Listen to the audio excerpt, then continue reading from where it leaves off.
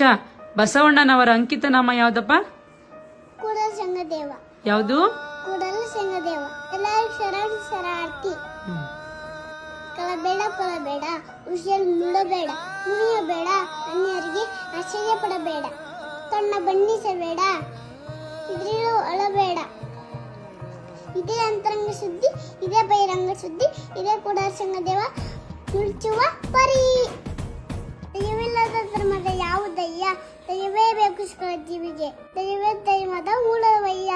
ಕೂಡಲ ಸಂಗದೇವ ಯಾರಿಗೂ ಬಸವಣ್ಣ ಜಯಂತಿಯ ಶುಭಾಶಯಗಳು. ಕಳ್ಳಬೇಡ ಕೊಲ್ಲಬೇಡ